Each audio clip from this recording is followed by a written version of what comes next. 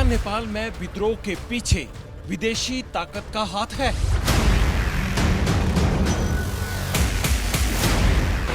क्या जनजी की क्रांति के पीछे अमेरिका चीन की दुश्मनी है?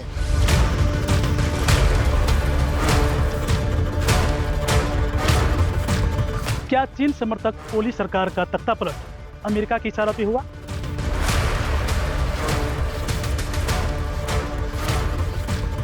क्या बांग्लादेश श्रीलंका की तरह नेपाल भी यूएस चीन के पावर प्ले का ग्राउंड बना?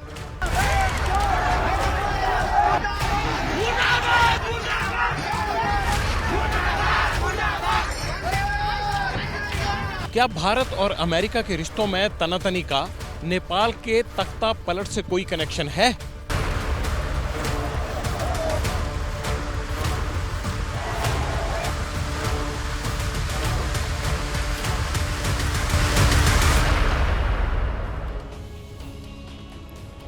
तो आज हमारी कवर स्टोरी के केंद्र में नेपाल तख्ता पलट की इनसाइड स्टोरी है। 2 दिन के हिंसक प्रदर्शनों के बाद बुधवार को नेपाल में हालात थोड़ा शांत नजर आए। मंगलवार रात 10 बजे से सेना ने सुरक्षा का कंट्रोल अपने हाथों में ले लिया था। आज राजधानी काठमांडू में इसका असर भी दिखा। प्रदर्शनकारी सड़कों पर तो आए, लेकिन 8 और 9 सितंबर की तरह हंगामा, उपद्रव, तोड़फोड़ और आगजनी नहीं हुई। हालांकि नेपाल के महाराजगंज इलाके की सुपरमार्केट में लूट की खबर सामने आई। 9 सितंबर को प्रदर्शनकारियों ने जिन बिल्डिंग्स, दफ्तरों और सरकारी इमारतों में आग लगाई थी, आज उनसे धुआं उठता हुआ दिखाई दिया। काठमांडू की सड़कों पर जगह जगह 2 दिन तक चली हिंसा के बाद बर्बादी के निशान बिखरे हुए नजर आए। अब सेना की ओर से मोर्चा संभाल लिया गया है। इसके बाद हालात सामान्य होते हुए नजर आ रहे हैं, लेकिन कुछ सवालों का शोर नेपाल से लेकर भारत और बाकी दुनिया तक तेज हो गया है। जैसे, क्या नेपाल में हुए विद्रोह के पीछे अमेरिका की साजिश है? क्या नेपाल को अस्थिर करके भारत को कमजोर करने की कोशिश की जा रही है? क्या नेपाल अमेरिका और चीन की दुश्मनी का बैटल ग्राउंड बना है?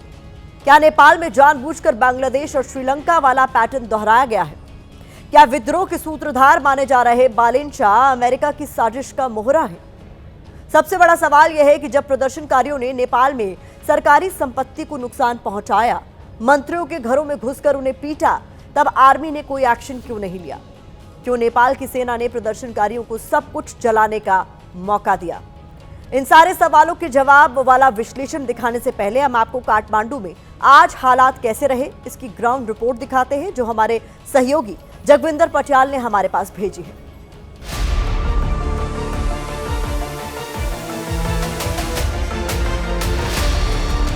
जहां बड़े बड़े मंत्री और उनके सांसद बैठकर देश के बारे में फैसले लिया करते थे, ये उन्हीं दफ्तरों का हाल देख लीजिए। इन चकाचौंध दफ्तरों को इस तरह के काले स्याह मलबे में तब्दील कर दिया गया है, और ये किया उस गुस्साई हुई जनता ने, जो जनता ये आरोप लगाती है कि सरकारों के भ्रष्टाचार और उनके बेरोजगारों के प्रति एक अनदेखे रवैये के कारण जो नुकसान होता है, उससे अगली पीढ़ी परेशान होकर इस तरह की घटनाओं को अंजाम देती है। ये वाटर बाउजर है, इसको पूरी तरह से आग की भेंट किया गया। ये आर्मी का ट्रक था, इसको आग लगाई गई है। जितनी भी गाड़ियां मौजूद थी संसद भवन के अंदर, उनको सबको आग की भेंट कर दिया गया है। शीतल निवास यानी यहाँ का राष्ट्रपति भवन, जहाँ पर रामचंद्र पौडेल राष्ट्रपति के तौर पर रहते हैं। ये मेरे पीछे राष्ट्रपति भवन की सीधी तस्वीरें आप देख रहे हैं, जहां पर आगजनी की घटना को अंजाम दिया गया। भयंकर रूप से जो एंट्रेंस पोर्च है, उसके आगे तोड़फोड़ की गई है, और उस तोड़फोड़ के बाद ऊपर के मालों को आग लगाई गई है। आगजनी की लपटें जिस तरह से बाहर निकली, वो सारी दीवारों पर, इस ऐतिहासिक राष्ट्रपति भवन पर अब भी अपनी बुरी यादों के निशान के तौर पर काबिज है।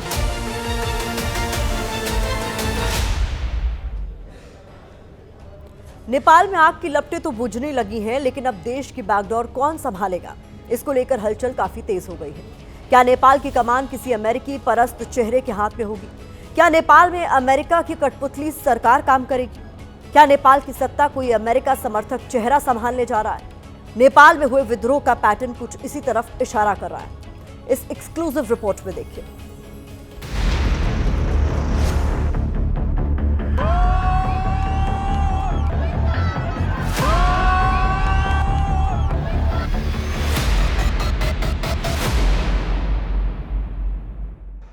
अब जैसे जैसे नेपाल में हिंसा वाली आग की लपटें ठंडी पड़ रही हैं, वैसे वैसे विद्रोह के पीछे बाहरी ताकत का हाथ होने वाले सवाल तेजी से सुलग रहे हैं। ओली सरकार की चीन परस्ती और नेपाल में विद्रोह की टाइमिंग अमेरिका की भूमिका की तरफ इशारा कर रही है। अटकलें तेज है कि नेपाल में बढ़ता चीन का दबदबा, ओली सरकार की बीजिंग से नजदीकी, अमेरिका की आंखों में खटकी और अमेरिका की शह पर नेपाल में विद्रोह का तूफान खड़ा किया गया। नेपाल के प्रधानमंत्री का पद छोड़ने वाले केपी शर्मा ओली का चीन प्रेम दुनिया से छिपा नहीं है। जुलाई 2024 में जब ओली ने चौथी बार सत्ता संभाली, तब उन्होंने सबसे पहले भारत की यात्रा करने की बजाय चीन का दौरा किया। इस मुद्दे पर तब उनकी आलोचना भी हुई, क्योंकि नेपाल में परंपरा रही है कि जो नया प्रधानमंत्री बनता है वो सबसे पहले भारत का दौरा करता है। ओली के इस कदम से साफ हो गया कि वो चीन के साथ रिश्तों को आगे बढ़ाने के पक्षधर हैं। ओली सरकार का चीन से बढ़ता रिश्ता अमेरिका को रास नहीं आ रहा था, क्योंकि एक तरफ ओली सरकार बीजिंग के प्रभाव में थी, दूसरी तरफ चीन लगातार नेपाल को कर्ज देकर उसे अपने शिकंजे में ले रहा था। रिपोर्ट्स के मुताबिक नेपाल पर चीन का करीब 3,524 करोड़ का कर्ज है। नेपाल ने चीन से इंफ्रास्ट्रक्चर प्रोजेक्ट्स के लिए काफी कर्ज लिया है। 2016 में ही नेपाल ने चाइना एक्सिम बैंक से पोखरा इंटरनेशनल एयरपोर्ट के लिए $216 मिलियन का कर्ज लिया, जो उसके लिए चुकाना मुश्किल हो रहा था। $70 मिलियन से ज्यादा का कर्ज Trishuli 3A hydro power project के लिए लिया गया। साफ है कि कर्ज और निवेश के जरिए चीन लगातार नेपाल में अपनी पैठ बना रहा था। चीन की यह विस्तारवादी नीति अमेरिकी प्रशासन को परेशान कर रही थी। यही नहीं, जब नेपाल सरकार ने देश में 26 मीडिया प्लेटफॉर्म को बैन किया, तो चीन की कंपनी टिकटॉक को बैन नहीं किया गया। हालांकि रिपोर्ट्स के मुताबिक टिकटॉक ने नेपाली कानून का पालन करते हुए देश में रजिस्ट्रेशन करा लिया था, लेकिन जिन कंपनियों पर बैन का हंटर चला उनमें से ज्यादातर अमेरिकी थी। इससे भी विद्रोह के पीछे अमेरिका की भूमिका होने को बल मिल रहा है। एक लंबे समय से United states of America USA जो है यूनिपोलर वर्ल्ड का सबसे बड़ा सुपर पावर था, और वो जगह जो है उसके लिए कंपटीशन चाइना ने दिखाया, चैलेंज किया है उनकी प्रीएमिनेंस को, उनकी यूनिपोलैरिटी जो पूरा वर्ल्ड ऑर्डर था उसको चैलेंज किया है चाइना ने। गौर करने वाली बात यह भी है कि अमेरिका हमेशा से साउथ एशिया में चीन की बढ़ती धाक को अपने लिए खतरा मानता रहा है। यही वजह है कि 2025 की शुरुआत में चीन दबदबे की काट के तौर पर ट्रंप प्रशासन ने इस साल की शुरुआत में नेपाल में millennium challenge Nepal compact project को दोबारा शुरू करने का फैसला किया। ये ऊर्जा और सड़क परियोजना से जुड़ा प्रोजेक्ट है। इसके लिए अमेरिका नेपाल को $500 मिलियन की मदद देगा। अमेरिका की मदद से शुरू होने वाले इस प्रोजेक्ट को चीन के बेल्ट एंड रोड इनिशिएटिव के टक्कर के तौर पर देखा जा रहा था। यदि दो शब्द नेपाल में इस समय नफरत का सिनोनिम्स है, उनका मतलब नफरत है, और ये दो शब्द हैं, एक केपी शर्मा ओली और दूसरा चाइना। चीन से वो लोग नफरत करते हैं, कहते हैं चीन ने दखल अंदाजी की है और देखिए हमारे देश की क्या हालत होगी। चाइना ने बहुत कोशिश की थी कि पूरी तरह से नेपाल को अपनी जेब में डाल दे, कितने सारे लोन दिए थे, डेट ट्रैप में उसको फंसा दिया, बड़ी बड़ी बातें करते थे, नेपाल और चीन की दोस्ती अमर रहे, ये वो, लेकिन इरादा उनका यही था कि नेपाल की जो नेचुरल रिसोर्सेज हैं उनको लूट लें और फिर भारत के ऊपर दबाव डालें। इसके बाद चीन की विजय दिवस परेड में ओली के शामिल होने को वॉशिंगटन ने अमेरिकी विरोधी खेमे में नेपाल की भागीदारी के तौर पर देखा। यहाँ एक और अहम जानकारी सामने आई। काठमांडू के मेयर बालेन शाह, जो इस विद्रोह के सूत्रधार माने जा रहे हैं, उन्होंने फरवरी 2024 में अमेरिकी राजदूत से मुलाकात की थी। अब जेनजी विद्रोह का समर्थन करने वाले बालेन शाह को अमेरिका समर्थक माना जा रहा है, और अमेरिका के इशारे पर ही ओली सरकार के तख्तापलट का प्लान रचने की बात सामने आ रही है। नेपाल विद्रोह में अमेरिका की भूमिका होने की एक और वजह नेपाल में आंदोलन की शुरुआत से लेकर सरकारी बिल्डिंग जलाने तक देखा गया हिंसा का सिमिलर यानी एक जैसा पैटर्न भी है। नेपाल में भ्रष्टाचार के खिलाफ युवाओं ने प्रदर्शन किया। बाद में प्रदर्शनकारियों ने सरकारी बिल्डिंग्स में आगजनी और तोड़फोड़ की।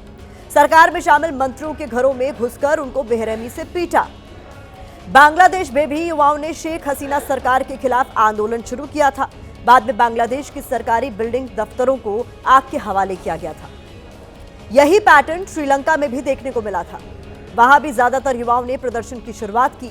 बाद में नेपाल और श्रीलंका की तरह वहां भी राष्ट्रपति भवन, सरकारी बिल्डिंग और सरकारी दफ्तरों को निशाना बनाया गया। गौर करने वाली बात यह है कि जब बांग्लादेश में शेख हसीना सरकार का तख्ता पलट हुआ, इसके बाद शेख हसीना ने भी अमेरिका पर साजिश का आरोप लगाया। अब तक भारत के पड़ोस वाले जिन भी देशों में तख्ता पलट हुआ है, उनमें से ज्यादातर देश चीन के कर्ज में डूबे हैं। चीन उन्हें कर्ज देता है और इसके बाद वहां अपनी पैठ बढ़ाने की कोशिश करता है। माना जाता है कि चीन की यही विस्तारवादी नीति अमेरिका से टकराव की वजह बनती है। नेपाल पर चीन के कर्ज के बारे में हमने आपको बताया। इसके अलावा बांग्लादेश पर चीन का 52,857 करोड़ रुपए का कर्ज है। श्रीलंका की बात करें तो इस पर चीन के कर्ज का आंकड़ा 77,528 करोड़ है। मालदीव को चीन ने 11,452 करोड़ का कर्ज दे रखा है। म्यांमार जो गृह युद्ध की आग में झुलस रहा है, उस पर चीन का 88,094 करोड़ रुपए का कर्ज है। कूटनीति के जानकार मानते हैं कि भारत के पड़ोसी देशों को कर्ज के जाल में फंसाकर चीन भारत को घेरने की मंशा पर काम कर रहा है। इसीलिए सवाल उठ रहे हैं कि क्रांति तो हो गई, ओली सरकार का तख्ता पलट भी हो गया। अब आगे नेपाल में क्या होने वाला है, हमारी ये एक्सक्लूसिव रिपोर्ट देखिए। क्रांति के बाद नेपाल कौन सी करवट लेगा? क्या नेपाल में अंतरिम सरकार बनेगी? क्या नेपाल में राजशाही फिर से लौटेगी? विद्रोह के बाद नए नेपाल में बालेन शाह, रवि लामिछाने और दुर्गा परसाई, इन तीन चेहरों की भूमिका क्या होगी? अब काठमांडू से लेकर पोखरा तक यही सवाल नेपाल के सियासी गलियारों में घूम रहे हैं, क्योंकि नेपाल की सत्ता पर दावेदारी के लिए कई गुट सामने आ रहे हैं। राष्ट्रवादी दक्षिणपंथी गुट, हिंदू राष्ट्र के समर्थक, वामपंथी, राजशाही के समर्थक, खुले विचारों वाली सत्ता के समर्थक। आखिर नेपाल में ओली सरकार की तख्ता पलट के बाद कौन सा मॉडल लागू होगा? सिंह दरबार का अगला सेनापति कौन बनेगा? यह है नेपाल के मुख्य प्रशासनिक कार्यालय का गेट, सिंह दरबार। सिंह दरबार का ये मूल गेट है और ये सिंह दरबार में अब बैठेंगे कौन, ये अभी तक तय हो नहीं पाई है। यानी कि इस नेपाल का अब नेतृत्व कौन करेंगे, ये अब तय नहीं हो पाई है। हालांकि 2 दिन जेनजी आंदोलन दिखा और आज तीसरा दिन है। आज तीसरा दिन देश का माहौल, खास करके काठमांडू का माहौल सामान्य बनते हुए नजर आ रही है। नेपाल में जेनजी क्रांति की चिंगारी सुलगाने वाले ग्रुप भी आपस में बंट गए हैं। इसकी वजह से सरकार बनाने की प्रक्रिया में बातचीत करने वाला चेहरा किसका होगा, इस पर सहमति बनाना मुश्किल हो रहा है। 8 सितंबर को नेपाल में जो प्रदर्शन हुए, उसके लिए पुरुषोत्तम यादव और सुडान गौतम नाम के युवाओं से जुड़े ग्रुप शामिल थे। इसके अलावा नेपाल की नई सत्ता के लिए जिन चेहरों की सबसे ज्यादा चर्चा है, उनमें एक बालेन शाह है। हालांकि बालेन शाह ने कहा है कि अगर सभी ग्रुप मिलकर उन्हें बातचीत के दल के नेतृत्व देते हैं तो वो जाएंगे बातचीत के लिए, किसी एक ग्रुप का नेतृत्व नहीं करेंगे। बालेन शाह को लेकर अटकलें हैं कि वो अमेरिका के समर्थक हैं। एक ग्रुप रवि लामिछाने का है। रवि लामिछाने पूर्व उप प्रधानमंत्री रहे हैं, विद्रोह के बाद जेल से छुड़ाए गए हैं। राजनीति में आने से पहले लामिछाने पत्रकार हुआ करते थे। इस ग्रुप की तरफ से राष्ट्रपति कार्यालय में 10 लोगों का नाम दिया गया है। एक ग्रुप दुर्गा परसाई का है। ये चेहरा मौजूदा विद्रोह में तो सामने नहीं आया, लेकिन मार्च के महीने में राजशाही के समर्थन में नेपाल की सड़कों पर जो प्रदर्शन हुए, उनमें दुर्गा परसाई की भूमिका सामने आई, क्योंकि दुर्गा परसाई राजशाही और हिंदू राष्ट्र के समर्थक हैं। परसाई पुष्प कमल दहल के करीबी रहे हैं। सवाल यही है कि क्या इतनी अलग अलग विचारधारा के लोग एक साथ मिलकर अंतरिम सरकार बना पाएंगे? सवाल ये भी है कि इस सरकार का भविष्य क्या होगा? क्या नेपाल का हश्र भी तख्ता पलट के बाद बांग्लादेश जैसा होगा? इसके अलावा एक ग्रुप राजशाही का समर्थक है, जो पूर्ण रूप से राजतंत्र चाहते हैं। इस बीच नेपाल में अंतरिम सरकार से जुड़ा लेटेस्ट अपडेट ये है कि सुशीला कार्की नेपाल की अंतरिम प्रधानमंत्री बन सकती है। जेनजी ग्रुप्स के साथ वर्चुअल मीटिंग के बाद कार्की ने अंतरिम सरकार का नेतृत्व करने की इच्छा जाहिर की है। सुशीला कार्की नेपाल सुप्रीम कोर्ट की पहली महिला चीफ जस्टिस रह चुकी है। सुशीला ने BHU वाराणसी से पढ़ाई की है। 2016 से 2017 तक सुप्रीम कोर्ट की बागडोर संभाली है। 2017 में कार्की के खिलाफ महाभियोग प्रस्ताव लाया गया। प्रस्ताव का देश भर में पुरजोर विरोध हुआ और इसे वापस लेना पड़ा। बात कोर्ट की चल रही है तो देश की सुप्रीम कोर्ट से भी आज नेपाल के हालात से जुड़ी एक खबर सामने आई। राज्यपाल और राष्ट्रपति के अधिकार क्षेत्र पर सुनवाई करते हुए कोर्ट ने नेपाल संकट का जिक्र किया। चीफ जस्टिस BR गवई ने कहा, हमें अपने संविधान पर गर्व है। देखिए हमारे पड़ोसी देशों में क्या हो रहा है। अभी हमने नेपाल का घटनाक्रम देखा है। नेपाल में तख्ता पलट की साजिश वाली रिपोर्ट तो आपने देखी, लेकिन हम अब आपको उन VVIP बच्चे जिन्हें नेपो किड्स, नेपो बेबी कहा जा रहा है, नेपाल को जलाने में उनकी क्या भूमिका है, इसकी एक्सक्लूसिव खबर दिखाते हैं। नेपाल में युवा इसलिए भड़का क्योंकि देश के बड़े बड़े नेताओं के बच्चे विदेश में लग्जरी लाइफ जी रहे, अपने शौक पूरा करते हुए वीडियो सोशल मीडिया पर डाल रहे, जबकि नेपाल का युवा बेरोजगार है। इस प्रदर्शन और हिंसक आंदोलन के पीछे एक वजह सत्ता पर उन नेताओं का एक छत्र राज भी है जो बारी बारी से पीएम बनते रहे, लेकिन नेपाल की जनता पिसती रही, उसके लिए रोटी का भी संकट पैदा हो गया। नेपाल का जेनजी इसलिए भी सड़कों पर उतरा क्योंकि देश में बड़े बड़े घोटाले हुए, भ्रष्टाचार हुआ, जिससे जनता में गुस्सा बढ़ता गया।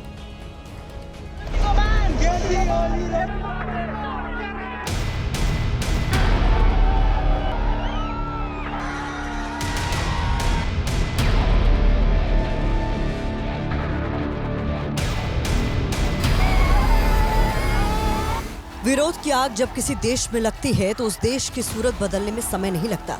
नेपाल में भी यही हुआ।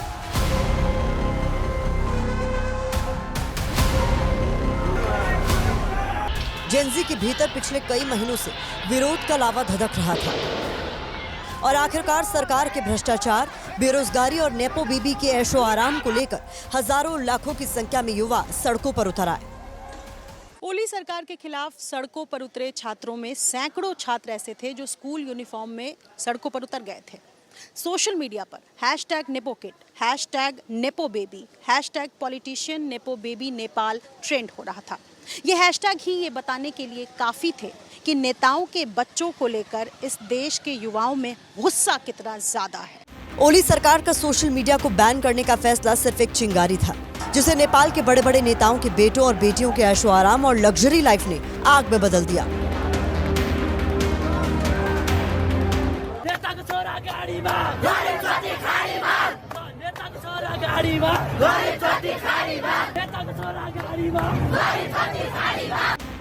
ये नेपाल के मंत्री बिंदु कुमार थापा के बेटे सौगत थापा हैं। सौगत थापा विदेश गए तो लाखों की शॉपिंग की, महंगे जूते, महंगी घड़ियां खरीदी, महंगे कपड़े खरीदे। ये तस्वीर इसकी तस्दीक कर रही है। लेकिन कल जेनजी मंत्री बिंदु कुमार थापा के घर में घुस गए थे। उन जूतों और महंगे सामानों को लूट रहे थे जो मंत्री के बेटे ने अपनी अय्याशी के लिए विदेश में खरीदे थे। सुप्रीम कोर्ट के पूर्व मुख्य न्यायाधीश गोपाल पराजुली के बेटे सयूज पराजुली, मंत्री बिंदु कुमार थापा के बेटे सौगत थापा, पूर्व पीएम शेर बहादुर देउबा के बेटे और बहू के ऐसे कई वीडियो सोशल मीडिया पर वायरल हैं जिनमें ये विदेशों में अपने शौक पूरा कर रहे हैं। जनता अभी भी ये समझती है, मानती है कि राजनीतिज्ञ भ्रष्ट हैं। संस्थान जो जैसे संसद की बात की आपने, सुप्रीम कोर्ट की बात की, उन सब की विश्वसनीयता पर जनता को यकीन नहीं है। नेपाल के युवाओं में नेपो किड यानी नेपोटिज्म को लेकर भारी गुस्सा था, इसलिए हर दूसरे पोस्टर पर नेपो बेबी का जिक्र था। ये बात इन प्रदर्शनकारियों के सीने में शूल की तरह चुभी। नेताओं के बच्चों की अय्याशी के साथ साथ उन चेहरों को लेकर भी गुस्सा भड़का जिन्होंने नेपाल को अपनी बपौती समझ लिया था। केपी शर्मा ओली पिछले 10 साल में 4 बार नेपाल के प्रधानमंत्री बने। शेर बहादुर देउबा 5 बार नेपाल के पीएम रहे। पुष्प कमल दहल 3 बार नेपाल के प्रधानमंत्री बने। तो ये बौद्ध इलाका का ये भाटभटेनी सुपर मार्केट है जहाँ पे आप आग धधकते हुए देख रहे हैं।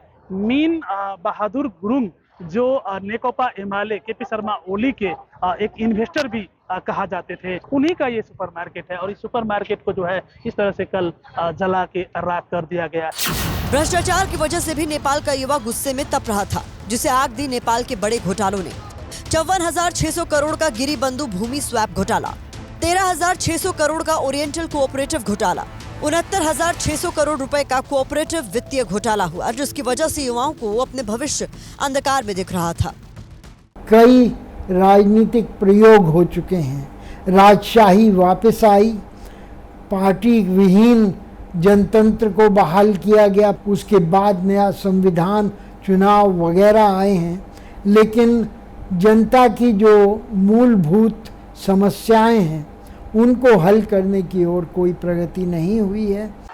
नेपो बेबी की अय्याशी, भ्रष्टाचार, बेरोजगारी ने जेनजी को एक कर दिया।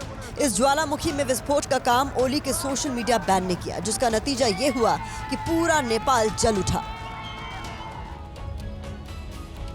तो नेपाल में जो कुछ हो रहा है उस पर सोशल मीडिया का ओपिनियन क्या है ये भी जान लीजिए। तानाशाही सरकार को समझना चाहिए कि अत्याचार और दमन ज्यादा दिन नहीं चलते। पागल हो चुके तानाशाहों से लड़ने के लिए पागलपन जरूरी है। जब युवाओं की रोजगार, शिक्षा और अभिव्यक्ति की आजादी छीनी जाती है तो गुस्सा सड़कों पर फूटता है। ये इस खबर पर सोशल मीडिया का नजरिया है।